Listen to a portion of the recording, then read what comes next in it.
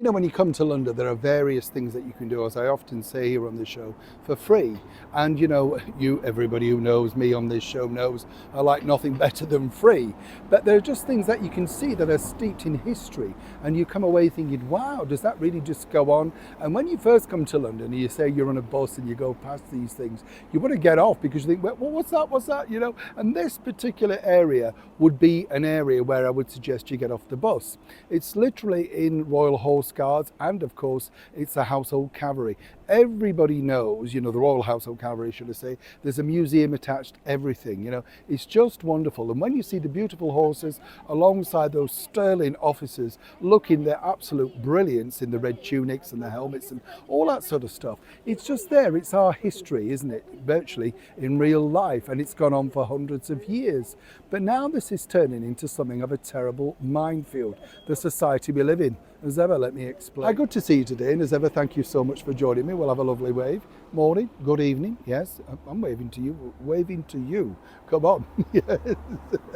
And thank you as ever for taking the time out. You know, when you think about it now, we live in such a world, don't we, of digital, things. Do you remember a while back there was a kid rushing into places and trying to steal things and film it on shops and put it on TikTok and all?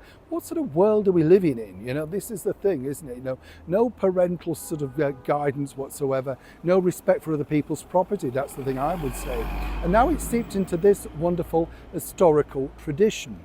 The Royal Household Cavalry, as you know, they both stand outside for, you know, best part of 8, I think, hours a day, looking resplendent. And it's one of those things you just stop and stare. The magnificence of the King's horses, the way that they're looked after, the uniforms. It's a free show and it should be respected. And when you do go, you know, you are warned, there's huge signs at the side saying, you know, don't touch the horses, they may bite and all that sort of stuff. So now what's happened is an escalation in this.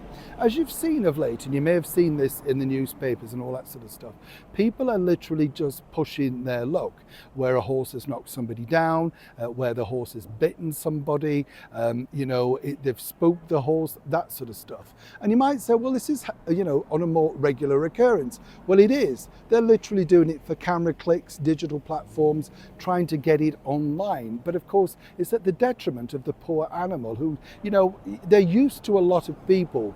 They're trained for that, but they're not used to people touching them other than the trainer and the person riding them that day. They have a very special relationship with that.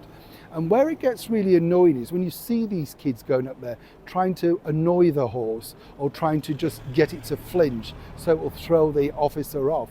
It's a terrible situation that we're in. Now, the Ministry of Defence are fully aware of that, and they've increased police presence around that, and the police will push you out of the way, and rightly so. I 100% am backing that. But what a thing that we now have to be very careful, because if someone, for instance, is elderly or frail, or perhaps, you know, you've got, a child with you that doesn't fully understand what's going on, but, you know, they do pick up on that, the officers, you ruin it for everybody else who really just wants to have that lovely moment, you understand? But of course, you know, the Ministry of Defence, as I say, are dealing with this, but I wanted to highlight it in case you came to London and wondered why a lot of the police force are now out in fuller force, as it were, around that particular area. It just doesn't stop with the horses outside. Inside, you'll see the guards as well. And the tourists, these nutters, try and go up and, you know, force them into giving them a reaction when they're actually there doing the job. It's not really just an historical thing. It is what they're supposed to do. They're doing their job. The fact we're allowed to view it is even better. I just hope it doesn't get to the situation where they pull them all away, and that's something else we have to shut down thanks to the stupidity of modern society. I'd love to know what you think to this particular story, as ever, in the comments below. Please, as ever, be respectful. And if you can, like and share.